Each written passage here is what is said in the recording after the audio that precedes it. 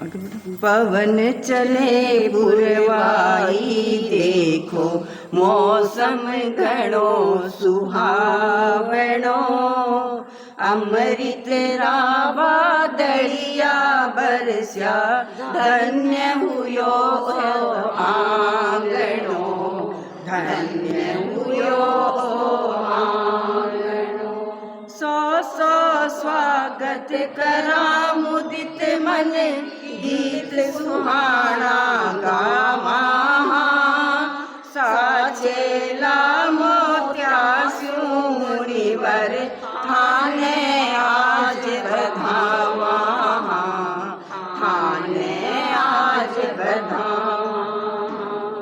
चौखट चौखट चौखट चौखट भी बजया है, हुयो चिऊं दिखि चानणो। अमृत रावा दलिया बरस्या, धन्य हुयो आंगणो, धन्य हुयो आंगणो। शुभागमन सुनता ही मारो, मनड़ो मारो हर्षायो।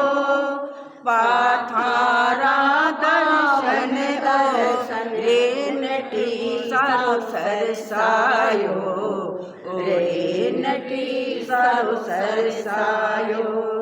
साचेलो साचेलो मार्ग दिखलाओ, आत्म तत्व ने पावणो। अमृत रावा दलिया बरस्या, धन्य हुयो आंगणो, धन्य हुयो आंगणो। बाट जो मता थकी पलका, जद उजला क्षण आया है, आया है पण जावण रो। संदेशो सागर आया है, संदेशो सागर आया है।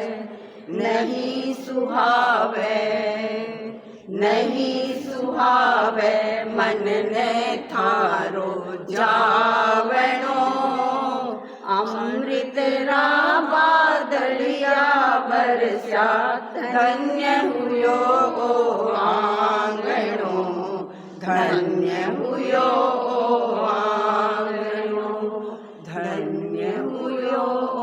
तो समय हमारी तरफ से अप्रेंटिव वासी बोलते हैं कि एक दिन कम से कम मुनिश्री और पधारें तो हम संतुष्ट हों। आप मुनिश्री आज 12 महीने से इस कलकत्ता एरिया में भ्रमण करते हुए सभी को अपना लाभ देते हुए आ रहे हैं, तो हम भी क्यों न सोचे कि एक रेंट डिपार्टमेंट, इसमें हमारे 50 भाई बहनों का, अग्रवालों का, जैनियों का घर है, उनकी सबकी ओर से मैंने निवेदन किया और गुरु मुनिश्री ने बहुत निवेदन कर 2 दिन का समय दिया। अब एक दिन रेंटरी वासियों की तरफ से और हम आपसे आशा करते हैं कि एक दिन और आप हमें देकर कृतार्थ करें। और मुनिश्री का हम बहुत ही मंगल भावना को कहते हैं, स्वागत करते हैं कि आज हमारे रेंटरी वासियों में पदार्पण हुआ। ओम आरम। उपस्थित जन समुदाय, दीपक जलते, फूल महकते, पुलकित मस्त बहारें, श्रद्धा थाल सजाए, प्रमुदित सूरज चांद सितारे, अर्पित करने भव्य भावना, अर्पित करने भव्य भावना, आई द्वार तुम्हारे। आज हम अपने सौभाग्य की सराहना कितनी करें, कैसे करें और किन शब्दों में करें, क्योंकि कहते हैं कि निर्जीव शब्द चेतन भावों का प्रतिनिधित्व कब कर पाते हैं। हमारी चेतना जो उमंगों से भरी हुई है, एक लंबे समय से इंतजार था रेंट्री वासियों को। वैसे तो मैं रेंट्री में रहती नहीं, लेकिन रेंट्री वासी ही हूँ, क्योंकि मेरा यहाँ फ्लैट है। और तो मैं रेंट्री वासियों की तरफ से मुनिश्री आपका हार्दिक अभिनंदन करती हूँ, स्वागत करती हूँ। आज रेंट्री वासियों का मन पुलकित है, प्रमुदित है, क्योंकि कहते हैं जब सावन आता है तो प्रकृति मुस्कुराती है, और जब संतों का आगमन होता है तो संस्कृति मुस्कुराती है। और जब ऐसे महान संतों का आगमन होता है ऐसे तो मुनिश्री 1 साल से कलकत्ता के विभिन्न क्षेत्रों में परिभ्रमण करते हुए अध्यात्म की लो जगा रहे हैं, लेकिन जब अपने क्षेत्र में, अपने घर में जब भगवान आ जाते हैं तो मन को कितना अच्छा लगता है। ये जिसके घर पधारे हैं वो ही अनुभव कर सकता है। तो आज मैं भी बहुत खुश हूँ मुनिश्री कि एक बहुत लंबे समय से मेरा सपना था कि कोई कमी नहीं है, लेकिन कब, मैं कई बार घर में भी बात करती थी, कब हमारी ऐसी जगह होगी कि कोई साधु संतों को रात्रि शैया का मुझे लाभ मिलेगा। और आज ये सौभाग्य मुझे मिला है, तो मैं आपके प्रति अनंत अनंत कृतज्ञता ज्ञापित करती हूँ कि मैंने जो सपना और जो भावनाएं मैं भाती रहती थी अनेक लंबे समय से, आज मेरी वो भावना फलित हो रही है। और इसके लिए मैं रेंट्री वासियों के प्रति भी आभारी हूँ कि और भी बहुत सारे फ्लैट खाली थे, लेकिन पुष्पराज जी और शांतिबाई ने यह अवसर मुझे दिया, तो उनके प्रति भी मैं आभार ज्ञापित करती हूँ। और मुनिश्री आपके प्रति अनंत अनंत कृतज्ञता ज्ञापित करती हूँ कि आज आपने मुझे धन्य कर दिया सह्यातर का लाभ देकर। स्वीकारो मुनिवर बंधन मेरा भक्ति भरा, सत्य ज्योति से निखरा, शुभ भावों का बंधन, त्याग के पुष्पों का अर्पण। मुनिश्री त्याग की महान विभूति हैं आप। त्याग की इन महान विभूति को मुझे एक इतना बड़ा उपहार दिया है मुनिश्री ने, तो मैं आज आपको क्या भेंट करूं। तो आप जैसा फरमाएं मैं वो एक त्याग, आपने सह्यातर का लाभ दिलाया है तो मैं त्याग के पुष्पों से आपको अर्पण करना चाहती हूँ। तो आप जैसा उचित समझे, मेरी योग्यता देखते हुए मुझे कोई भी एक त्याग करवा सकते हैं।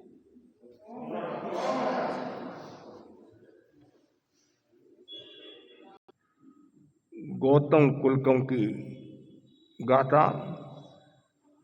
चयन्ति मित्तानि नरंकयज्ञं, चयन्ति पावाय मुनिं जयन्तं, चयन्ति सुखानि शराणि हंसा, चये बुद्धि कुवियं मनुष्यं, चये बुद्धि कुवियं मनुष्यं। इस गाथा में 4 बातें बताई गई हैं। कृतज्ञ व्यक्ति को मित्र छोड़ देता है, इंद्रिय जयी मुनियों को पाप छोड़ता है, शुष्क खाली तालाब को हंस छोड़ देते हैं, बुद्धि कुपित व्यक्ति को छोड़ देती है। पहला है कृतज्ञ। भारतीय संस्कृति में 2 शब्द बहुत ही प्रचलित है, कृतज्ञता और कृतज्ञता। कोई भी व्यक्ति किसी के पास में सीखता है, वह वापिस क्या बोलता है, कृतज्ञोस्मि। आपने मेरे ऊपर बहुत बड़ी कृपा की, मेरे को ज्ञान दिया, मैं आपका आभार जताता हूँ। आचार्य तुलसी ने बहुत सुंदर लिखा है, मिले स्वल्प भी यदि कभी, साथ धार्मिक सहकार, बड़ी कृपा की आपने, बोले वचन उदार। किसी ने भी यदि आपका थोड़ा सा भी यदि सहयोग किया, स्वल्प भी सहयोग किया, साथ धार्मिक सहकार किया, तो हाथ जोड़कर बोलना चाहिए, बड़ी कृपा की आपने, बोले वचन उदार। इससे क्या होता है, संस्कृति मजबूत होती है, घर परिवार भी मजबूत होता है, और सामने वाले व्यक्ति के मन में और उदारता बढ़ती है कि ये योग्य है, समझदार है, विनम्र है, इसको मुझे ज्ञान देना चाहिए।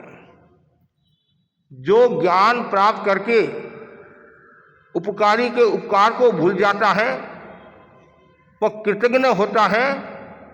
अन्य ग्रंथों में बताया गया है 100 बार कुत्ते की योनि में, 100 बार श्वान की योनि में, चंडाल की योनि में पैदा होता है।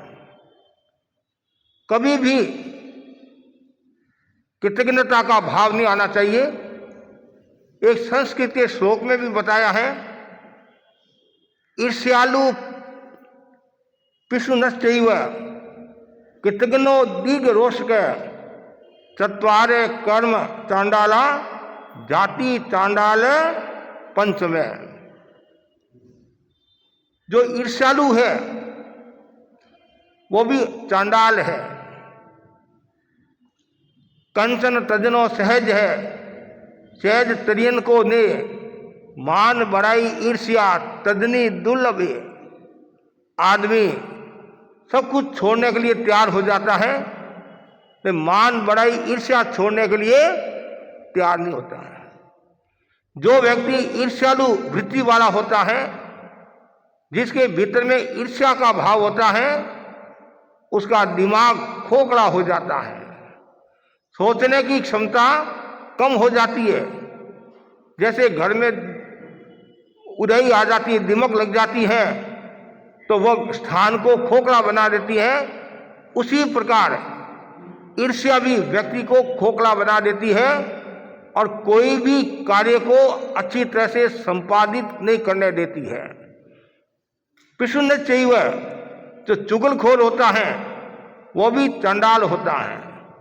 कुछ लोग ऐसे होते हैं, मुंह पर तो मीठी बात करते हैं और ऐसी बात करते हैं जिनकी कल्पना नहीं कर सकते हैं, और पीठ के पीछे छुरी मारता है। इसलिए आगमों में कहा है, पिट्टी मंचम ने खाई जा, पीठ का मांस नहीं खाए, मतलब चुगलखोर नहीं होए, और चुगलखोर की कभी छाया भी नहीं पड़े, ये ध्यान रखना चाहिए। तीसरा बताया है कृतज्ञो, ये भी चंडाल है। और जो दीर्घ रोष का, जो वैर रखने वाला है, वह भी चंडाल है। ये 4 प्रकार के चंडाल बताए हैं। 5वां जो चंडाल है वह जाति चंडाल, जो जाति होती है, चंडाल जाति होती है, लेकिन उससे भी ये सब खतरनाक है। बहुत मुश्किल काम है कृतज्ञता ज्ञापित करना, प्रमोद भावना व्यक्त करना, गुणी जनों के गुणगान करना। बिरले जीव भी होते हैं जो गुणी जनों के गुणगान करते हैं और कृतज्ञता ज्ञापित करते हैं। वर्तमान युग में हम देखते हैं बेटा भी बाप के प्रति कृतज्ञता ज्ञापित नहीं करता है, माँ के प्रति भी कृतज्ञता ज्ञापित नहीं करता है। और बेटा क्या कहता है, माँ तुमने क्या सिखाया है? पिता को कहता तुमने मेरे को क्या सिखाया, क्या पढ़ाया? मैं खुद मेरे पैरों पर खड़ा होकर पढ़ा हूं, आपने कोई सहयोग नहीं किया। उसको ये भान नहीं है। 9 महीना तक माँ ने तुम्हारे को पेट में रखा, कितने कष्टों को देखा, खुद गीले में सोती और तुम्हारे को सूखे में सुलाती, खुद भूखी रहती और बेटे को खिलाती, खुद सामान्य कपड़ा पहनती और बेटे को बढ़िया से बढ़िया कपड़ा पहनाती, खुद झोपड़ी में रहती और बेटे को बंगले में रखती, खुद ने सामान्य पढ़ाई की और बेटे को स्टैंडर्ड की पढ़ाई की, फिर भी क्या कहता है आपने क्या किया? ये जो भाव रखता है वो कभी भी सुखी नहीं हो सकता है, कभी भी शांति का जीवन जी नहीं सकता है। बहुत सुंदर छोटा सा एक उदाहरण आता है। माँ और बेटा, घर में 2 सदस्य। माँ ने बेटे से कहा बेटा सेवा कर, सेवा कर, मैं वृद्ध हो रही हूँ, मेरे से सेवा नहीं होती है, तू मेरे को देख, मैंने तुम्हारे को पाला पोसा बड़ा किया, सब कुछ किया, थोड़ी तो सेवा कर। अब लड़का बार बार बोलता क्या क्या तुमने, ये तो तुम्हारा काम था, तुमने जन्म दे दिया। खूब समझाया, वो बोला मैं सेवा नहीं करूंगा, मेरे को क्या लेना देना। आखिर माँ राज दरबार में पहुंची, ऐसी स्थिति है, मेरा बेटा मेरी सेवा नहीं करता है। राजा ने लड़के को बुलाया, और कहा तू सेवा नहीं करता, मैं सेवा नहीं करता, किस बात की सेवा करूं? और तुम्हारे को जन्म दिया है, पाला है, पोसा है, 9 महीना तक पेट में रख दिया, मैं क्या करूं? और आप इतना ही कहना चाहते, ठीक है। तो जैसे माँ ने मुझे 9 महीना पेट में रखा है, तो उसकी एवरेज में मेरे को कोई काम दे तो मैं कर लूंगा, सेवा मैं नहीं करूंगा। राजा ने कहा कोई बात नहीं, ठीक है, तो ऐसा कर, 9 महीना तक लोडी पत्थर को पेट पर बांध कर रखना है और तुम्हारी सेवा पूरी हो जाएगी। हाँ रख दूंगा, कोई बड़ी बात नहीं, कोई बड़ी बात नहीं। अब पेट पर पत्थर बांधा गया, 2-5 घंटे ही नहीं हुए, एक दिन भी बड़ी मुश्किल से बीता। अब बार बार उठता है, बैठता है, दर्द होता है, कभी पत्थर इधर जाता, कभी इधर जाता, कभी इधर जाता है, परेशान हो गया। और राजा ने कहा कोई बात नहीं, तुम माँ की चिंता मत कर, माँ की मैं सेवा करवा दूंगा, तुम्हारे को ये 9 महीना तक रखना पड़ेगा, रख दूंगा। लेकिन एक दिन में ही चांदना हो गया और आया, राजा के पैरों में पड़ा, मेरी गलती होगी और पहले तो पत्थर निकालो, बाद में बात करूंगा। पत्थर निकाला और कहा आज से मैं मां की मन से सेवा करूंगा। मेरे को बोध हो गया कि थोड़ी देर में पत्थर नहीं रख सकता हूं, तो मेरी मां ने मुझे 9 महीना तक गर्भ में रखा, कितना कष्ट को सहन किया है। राजा ने बोध दिया, कभी भी कृतज्ञता नहीं छोड़नी चाहिए, कभी भी कृतज्ञता का भाव नहीं आना चाहिए और हमेशा आभार जताना चाहिए। और क्या कहना चाहिए, मैं सौभाग्यशाली हूं, मुझे ऐसी माँ मिली है, ऐसे मुझे संस्कार दे रही है और मेरा कितना ध्यान रखती है, मेरे को आगे बढ़ा रही है, हर चीज में आगे बढ़ा रही है। यदि ये भाव है तो समझना चाहिए आप आगे बढ़ रहे हो, और ये भाव नहीं है तो आपके जो मित्र हैं वो भी आपको छोड़कर चले जाते हैं। कभी कभी मित्र भी बोलते नहीं कि महाराज ये कृतज्ञ आदमी है, इसका मैंने इतना काम किया, इतना सेवा किया और मेरी आवश्यकता पड़ी और ये मेरे से भाग गया, मेरे को छोड़ दिया, तो मित्र भी उसको छोड़ देते हैं। दूसरा बताया गया जो इंद्रिय जयी होते हैं, इंद्रिय जयी का मतलब इंद्रियों पर विजय प्राप्त करने वाले। जैन दर्शन में 5 इंद्रियां आती है, श्रोतेंद्रिय, चक्षुरेंद्रिय, घ्राणेन्द्रिय, रसनेन्द्रिय, स्पर्श इंद्रिय। सुनना, देखना, सूंघना, चखना, बोलना और स्पर्श करना, इन सब का यदि संयम होता है तो समझना चाहिए पाप भी उसको छोड़ते हैं। क्यों छोड़ते हैं पाप? कि यह संयमी है, त्यागी है, आत्मार्थी है। और पाप कर्म का बंधन किसके होता है? जो भोगी होता है, असंयमी होता है, विलासी होता है, उसके पाप कर्म का बंधन होता है। तो साधुओं के लिए एक शब्द आता है इंद्रिय जयी। जो साधु होते हैं, त्यागी होते हैं, छठे गुणस्थान के धनी होते हैं, वो बार बार सावधानी रखते हैं मेरे कहीं पाप कर्म का बंधन न हो जाए। तो वो देखने में, बोलने में, हर प्रवृत्ति में संयम रखते हैं। संयम में खरु जीवनम, संयम ही जीवन है, गुरुदेव तुलसी ने कहा। और अनुव्रत का उद्घोष है, जिसके जीवन में संयम है तो उसके जीवन में सब कुछ है। बदलते परिवेश में संयम धीरे धीरे कम होता जा रहा है, विलासिता का भाव बढ़ रहा है, और जहाँ विलासिता का भाव होता है वहाँ पाप पास में आते हैं, और जहाँ विलासिता नहीं है पाप चले जाते हैं। पाप चले जाते क्यों? उसने इंद्रियों का संयम कर लिया है।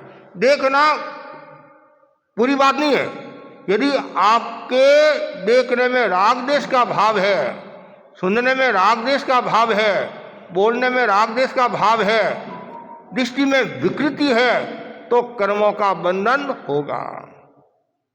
उदाहरण के लिए एक बिल्ली चूहे को भी पकड़ती है और अपने बच्चे को भी पकड़ती है, दोनों में अंतर है। एक के प्रति राग, एक के प्रति द्वेष, कर्मों का बंधन। और जो मुनि लोग होते हैं वो हर परिस्थिति में तटस्थ रहते हैं, समता की साधना करते हैं और इंद्रियों का संयम करते हैं। इसलिए पाप उनके पास में नहीं आते हैं, पाप भी चले जाते हैं, वो भी घबराने लग जाते हैं, यहाँ मेरा अस्तित्व नहीं है, मैं यहाँ टिकने वाला नहीं हूं। इसलिए तो आज साधुओं को वंदना करते हैं। यदि साधु पाप में डूबे हुए हैं, भोगों में डूबे हुए हैं, आसक्ति रखते हैं, तो कौन वंदना करेगा, कौन उनको प्रणाम करेगा, कौन उनकी सेवा करेगा? जो त्यागी होते हैं कहना नहीं पड़ता है, स्वतः ही उनके हाथ जुड़ जाते हैं। भारतीय संस्कृति में साधुओं का बहुत बड़ा महत्व है। साधु किसी भी संस्कृति के हैं, किसी भी परंपरा के हैं, किसी भी लिंग वर्ण जाति के हैं, और यदि संतता है तो उनका सब सम्मान करते हैं। और ऐसे भी रास्ता में यदि कोई मिल जाता है, शायद ही हाथ जुड़ जाते हैं, चाहे बंगाली हो चाहे आसामी कोई भी हो, कि भाई साधु है, परिचय नहीं है, फिर भी वो वेश को देखकर वो वंदना करता है। लेकिन वास्तव में वेश वंदनीय नहीं होता है, त्याग को वंदना की जाती है। महावर्ती है उनको वंदना की जाती है, लेकिन सामान्य कि भाई ये ऐसे कपड़े पहनने वाले ये साधु है, इसलिए उनको वंदना करते हैं। तो साधु का बहुत बड़ा मूल्य है। और साधु हमेशा त्याग की बात करते हैं, संयम की बात करते हैं, और जीवन के उत्थान की बात करते हैं, कल्याण की बात करते हैं। संत और सरिता लोक कल्याण के लिए यात्रायित रहते हैं। उसी उद्देश्य को ध्यान में रखकर आचार्य महासमंद जी की आज्ञा से हम कलकत्ता आए। हमारा चातुर्मास हुआ और चातुर्मास के बाद में गुरुदेव की आज्ञा से उपनगरों में विचरण करे हैं। हमारा एकमात्र उद्देश्य है आत्म कल्याण के साथ समाज का उत्थान हो, समाज का सुधार हो। तो जो मुनि आत्म उत्थान के साथ समाज कल्याण की बात करता है, उनके उत्थान की बात करता है, पग पग पर जागरूक रहता है, तो पाप छोड़कर चले जाते हैं। तो ये महत्वपूर्ण बात बताई है। जो इंद्रिय जयी मुनि, हर कोई नहीं, जो इंद्रियों का संयम करने वाला, बड़ा कठिन काम है। सामने रसगुल्ला दिखता है, गुलाब जामुन दिखता है, मन ललचा जाता है। शुगर की बीमारी है, जैसे जलेबी दिखी, आने दो आने दो, पेट मना करता है, ये पेट है, पेटी नहीं है। और साथ में अरे तुम्हारे शुगर है, कोई बात नहीं, 2 गोली एक्स्ट्रा ले लूंगा, लेकिन ये जलेबी तो नहीं छोड़ूंगा। ये क्यों? ये लाली बाई है नहीं, लाली बाई, ये लाली बाई बड़ी खतरनाक होती है। 5 इंद्रियां नहीं, 4 जो इंद्रियां हैं, काम उनका एक है, सब 2 है। ये 2 ये 2 ये 2 ये 2, लेकिन लाली बाई एक है, जिवड़ली एक है, ये बेरन जिवड़ली, और काम इसके 2 है, एक बोलना और एक खाना। बोलने में असंयम होता है, वकील के पास जाना होता है। खाने में असंयम होता है, तो डॉक्टर के पास जाना होता है। और आप जानते हैं मेरी कैपेसिटी नहीं है, फिर भी कि वापिस सेठ का माल मिलने वाला नहीं है। बड़ी मुश्किल से तो आज नौली खोली है और जीवन किया है। और कभी कभी क्या कहते हैं, लोग भी बड़े समझदार हैं, महाराज मेरी भावना तो नहीं है, लेकिन इनका मन रखने के लिए मैं खा रहा हूं। अब मन तो रखना है तो समय कर ले, तू क्या कर ले, उपवास कर ले, कि वो तो होता नहीं है, और ऊपर से और ठोला मारता है इनका मन रखने के लिए कि महाराज इनका भोजन खराब ना हो जाए। तू क्यों चिंता करता है? वो सामने वाला चिंता करेगा। लेकिन मनुष्य का स्वभाव है कि जीव एक चीज ऐसी है, सारा काम बिगाड़ने वाली ये है, काम बिगाड़ने वाली भी ये है, और अच्छा करने वाली भी ये।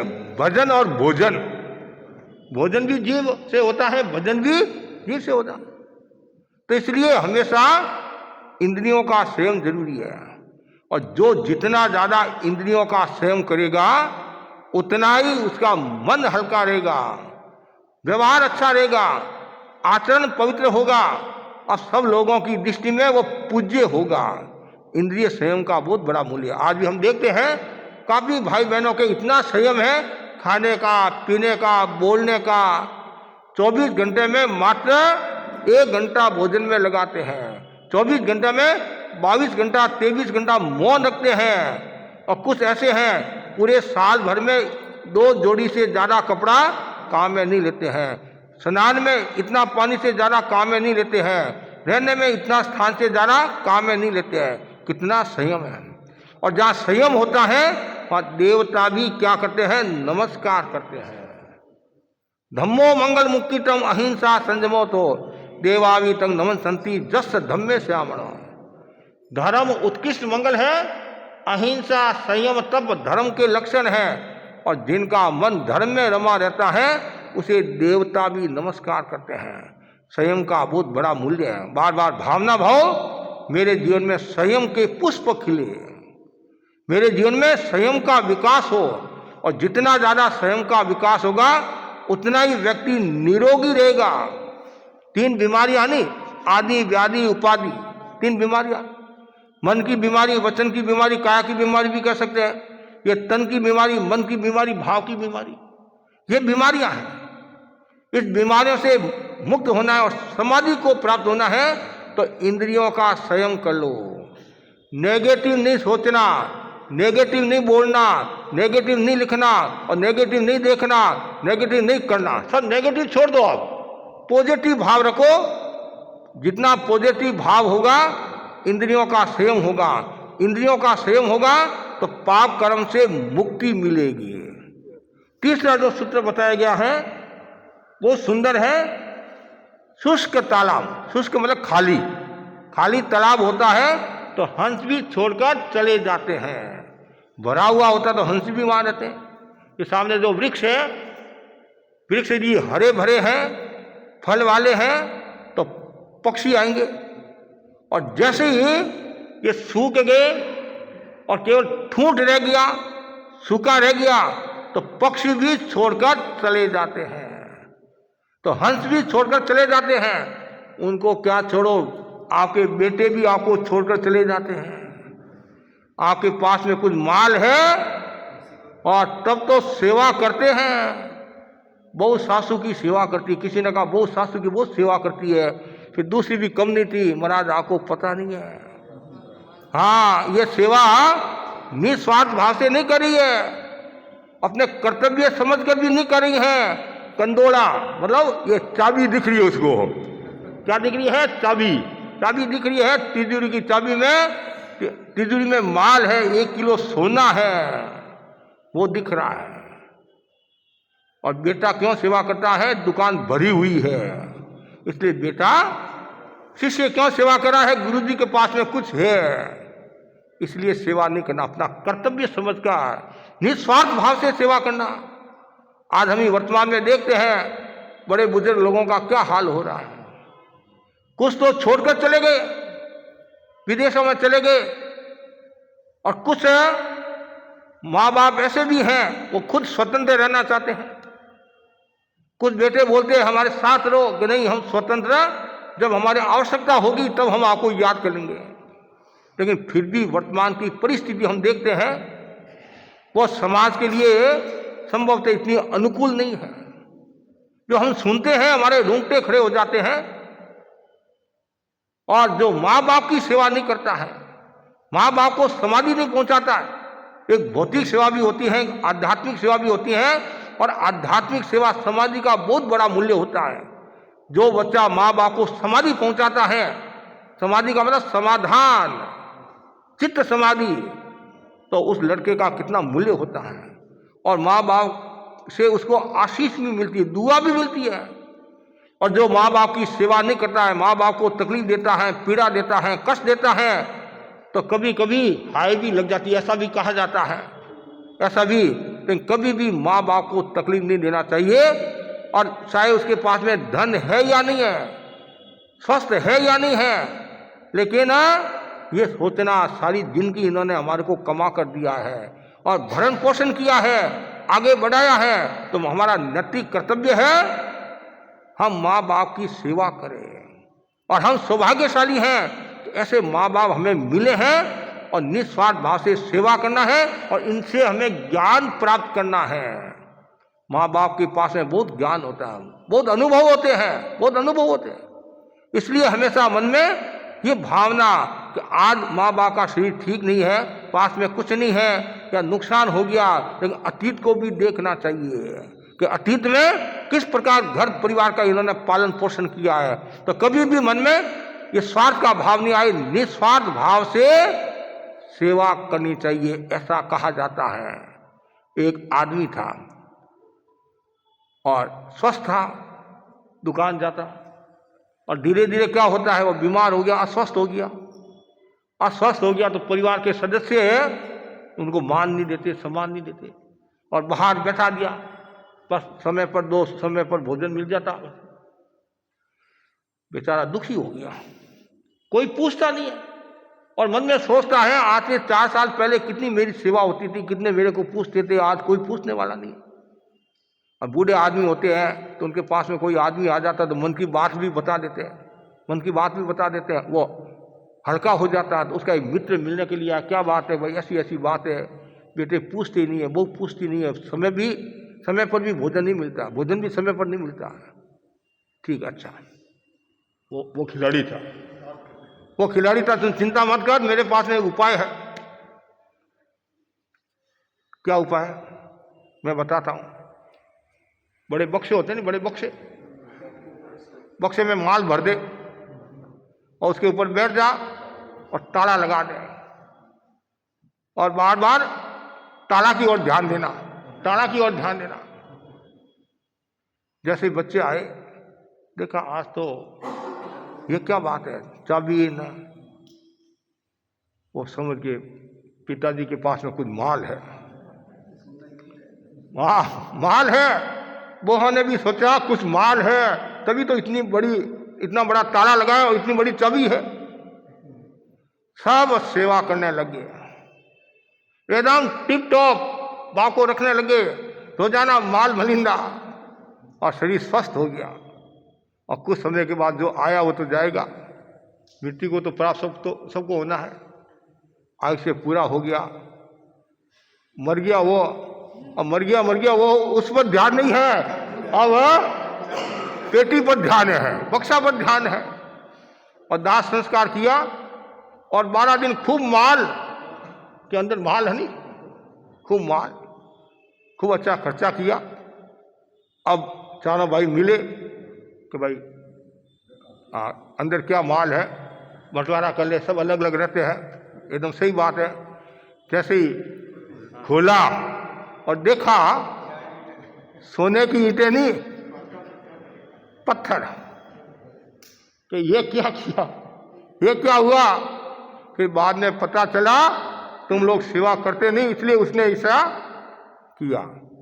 फिर पहले यदि आप सेवा करते, पहले माँ बाप को समाधि देते, तो उनके पास धन है या नहीं है, लेकिन सबसे बड़ा धन आपको क्या मिलता, आशीष मिलती, दुआ मिलती है। माँ बाप की दुआ मिलती है, गुरु का आशीष मिलता है, बेड़ा पार। तो इसलिए यहाँ बताया गया है, जो खाली तालाब होता है, पानी नहीं है, तो हंस छोड़कर चले जाते, लेकिन कभी ऐसा नहीं होना चाहिए। और जब इनके पास था तो आप सब भागते थे, सुख में साथी है तो दुख में भी साथी होना चाहिए। जो वास्तव में मित्र कौन, जो आपत्ति विपत्ति में काम आता है, जो समय पर सेवा करता है, वो मित्र होता है। चौथी जो बात बताई है, बुद्धि कुपित व्यक्ति को छोड़ देती है, अर्थात जो क्रोधी आदमी होता है तो बुद्धि भी छोड़कर चली जाती है। गीता में भी बताया, जो व्यक्ति गुस्सा करता है, छोटी छोटी बातों में कुपित हो जाता है, ये बुद्धि भी नहीं टिकती है, ये भी चली जाती है।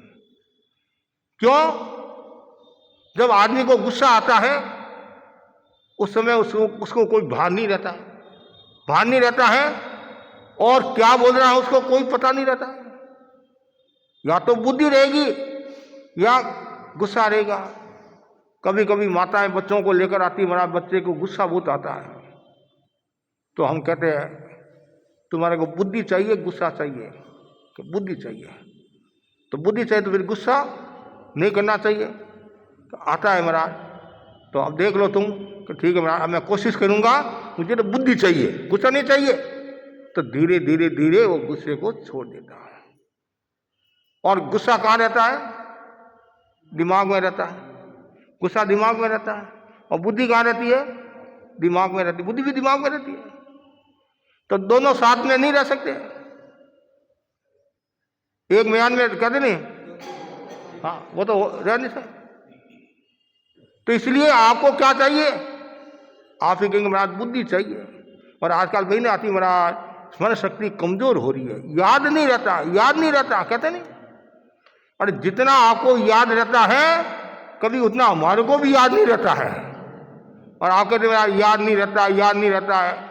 आज से 50 साल पहले किसी के साथ में घटना घटी और जैसे ही आपने उसको देखा तत्काल आंखें लाल हो जाती है कि पापड़ आ गई। और आप कहते याद नहीं रहता है कि महाराज 30 साल पहले इसने मेरे साथ में धोखा किया था, मेरे पैसे इसने लिए वापिस दे नहीं रहा है, मैं वसूल करके छोड़ूंगा। और आप कहते हैं याद नहीं रहता। कैसे याद? महाराज ने क्या फरमाया? फरमाया तो था लेकिन याद नहीं है। क्यों? इसके प्रति आकर्षण नहीं है, उसके प्रति आकर्षण है। त्याग के प्रति आकर्षण नहीं है, भोग के प्रति आकर्षण है। अभी यहाँ यदि पूरी बिल्डिंग का जिमन रख देते, आप जिमन रख देते तो ये जगह भी छोटी बढ़ जाती है। क्यों? भोग के प्रति आकर्षण है, त्याग के प्रति आकर्षण नहीं है। कुछ जीव ऐसे हैं जो त्याग के प्रति आकर्षण रखते हैं, इसलिए ये संसार चल रहा है। यदि संसार में यदि संत नहीं होते तो ये संसार कभी समाप्त हो जाता। क्या नहीं? जल उठता ही है, अंगारा की तरह हो जाता। ये संत है, ऋषि मुनि है, तब ये भारत बचा हुआ है। और ये भारत ऋषि मुनियों का देश है। क्या नहीं? ऋषि मुनियों का देश है, त्यागी संतों का देश है। इसलिए हमेशा मन में ये भावना भाव कि गुस्सा हावी न हो। गुस्सा यदि हावी हो गया, ऐसे तो छलमस्त है, क्रोध आ जाता है, सबको ही आता है। यदि सीमा तक आता है तब तो प्रॉब्लम नहीं है, और सीमा से बाहर आ जाता है ऐसे तो गुस्सा तो प्रॉब्लम ही है। लेकिन फिर भी आप संसारी जीव हैं, संसारी जीव एक सीमा तक रहते हैं, तो घर में इतनी समस्या नहीं आती है कि ठीक है भाई एक अनुशासन की दृष्टि से ये करे है या और कुछ कारण से करे है। लेकिन आपा से बाहर हो जाता है तब फिर भान नहीं रहता। हाथ पैर दूधने लग जाते हैं, हाथ पैर पटकने लग जाते हैं और